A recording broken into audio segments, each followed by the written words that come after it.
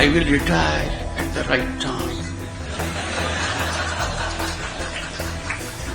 August 2027. We have amongst us some vice chancellors. I shared the tag vice with them. I don't want to forget them. We must form a union to get a substitute name. Sri Sarbanand Sonowal ji lacks one thing terribly. He doesn't know how to court enemies because he has none. And ladies and gentlemen, my docket is full of them. I need guidance from a faculty that can help me tide over this very daunting, menacing problem. I can only assure you my fullest commitment to be a good student. Professor Shanti Shri Dhuli Pudi Pandit ji, Vice Chancellor JNU, Professor M.S. Chetra, Director ICSA, Akhil Bharatiya टोली सदस्य प्रार्थना प्रवाह, माननीय Nand Kumar ji, please you may retire. I will retire at the right time. August 2027. Subject to divine intervention. माननीय Nand Kumar ji,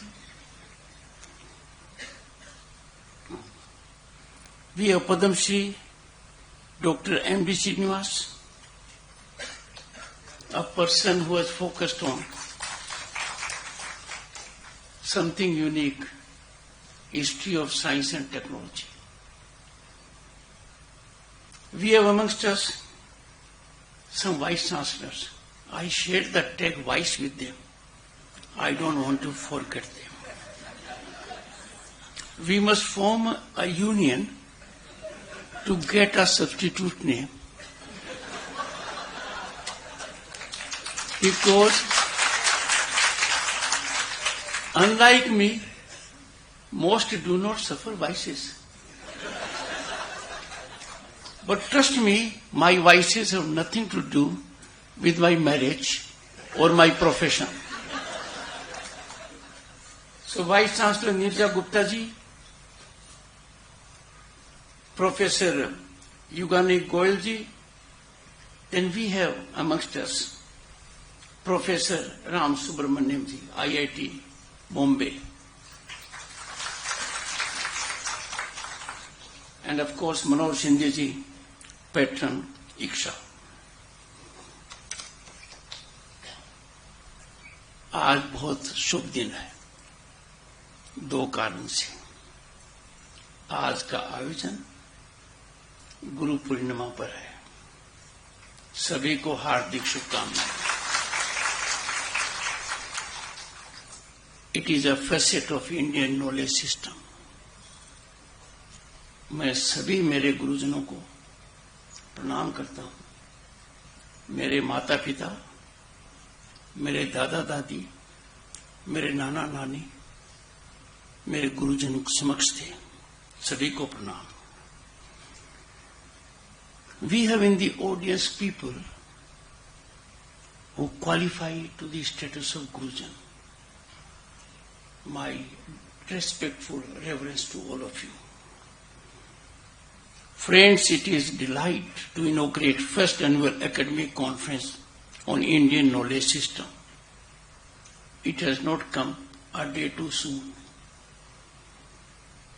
My warmest compliments to the JNU and ICSA for pioneering this initiative, much needed initiative and contemporaneously highly relevant.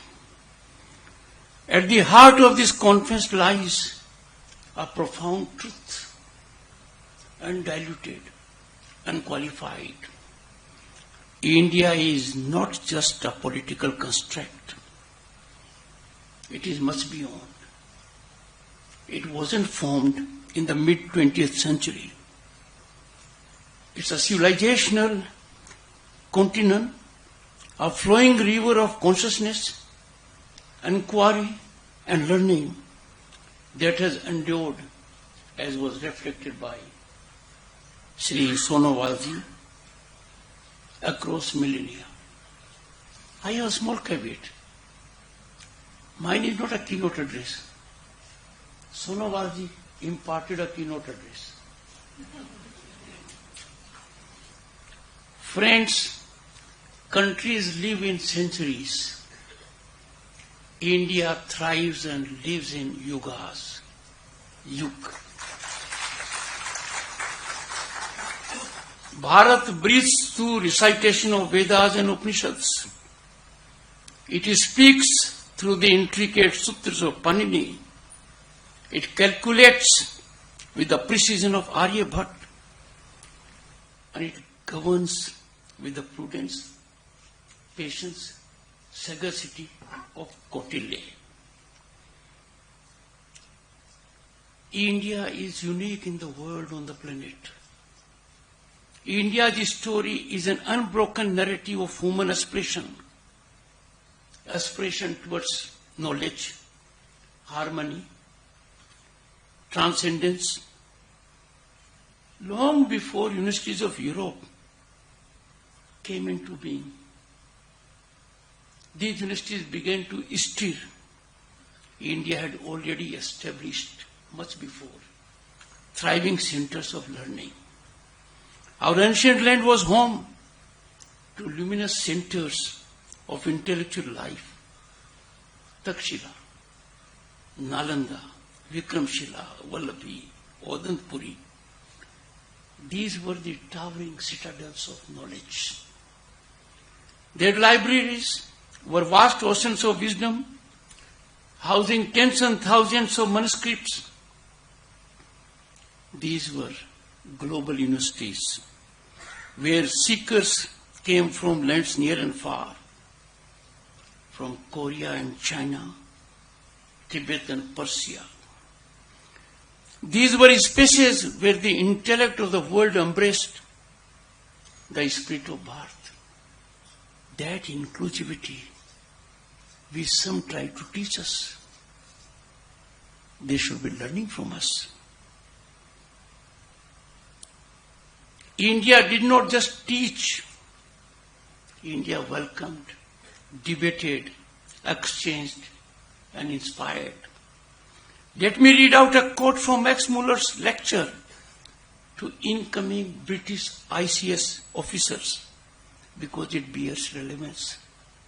I quote, "If I were asked under what sky the human mind has most fully developed, some of its choicest gifts has most deeply pondered on the greatest problems of life, and has found solutions of some of them which well deserve the attention even of those who have studied Plato and Kant, I should point to India," unquote. Friends, it was nothing but articulation of eternal truth. But then, friends, came an interregnum, a very gory interregnum. Barbarism prevailed over civilization. An unlettered Turco-Afghan military general, Bakhtiar Khalji, ravaged the centers of learning and repositories of learning, wiping off the store of knowledge that was accumulated over centuries painstakingly. Islamic invasion of India caused the first interlude in the glorious journey of Bharatiya Vidya Parampara. Instead of embrace and assimilation, there was contempt and destruction. The British colonization brought forth the second interlude, when Indian knowledge system was stunted, stymied, and subverted. Centers of learning changed their motives. compass was moderated. The North Star was changed. From bearing sages and savants, it started producing clerks and yeomen. The needs of the East India Company to have brown babus replaced the need of the nation to have thinkers. Our glorious, inalienable facet over millennia. We stopped thinking, contemplating, writing, and philosophizing. We started cramming, regurgitating, solving. Grades unfortunately replaced critical thinking. The great Bharatiya Vidya Parampara and its allied institutions were systematically drained, destructed, and decimated.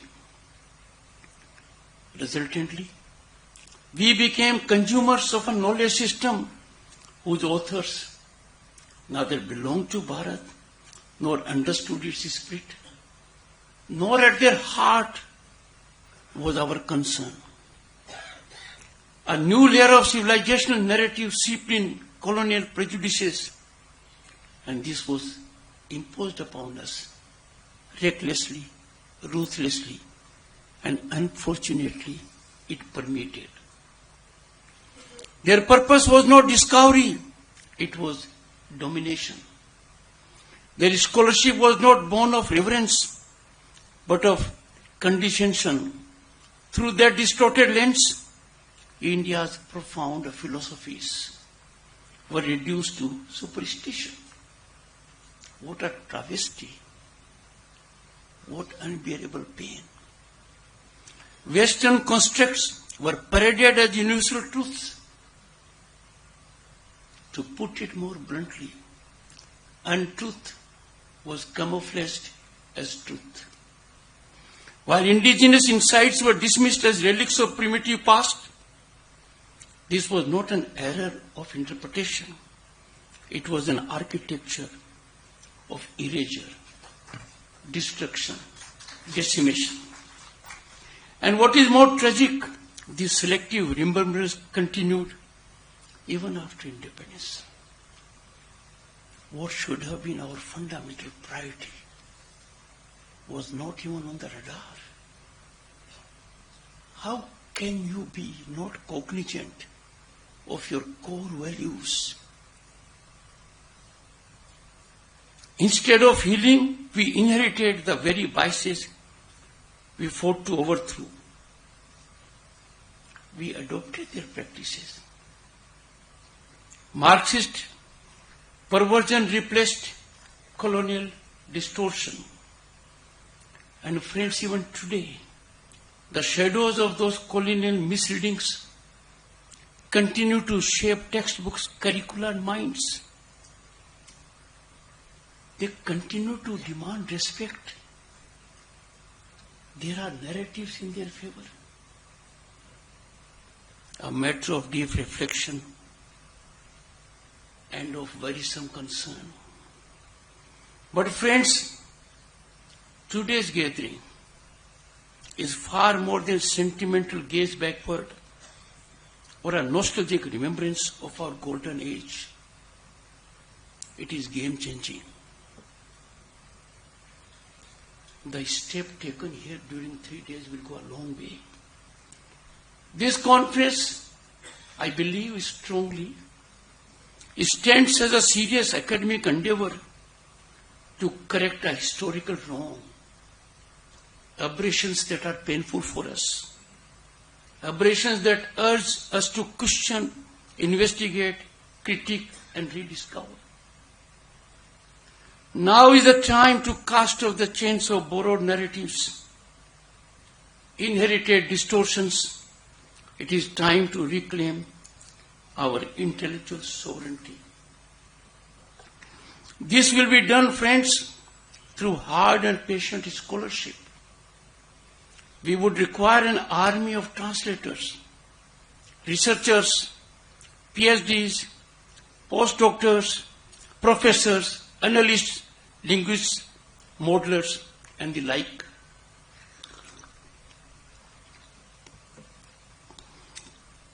There is growing need, an urgent need, to bridge what is often seen as a divide between tradition and modernity.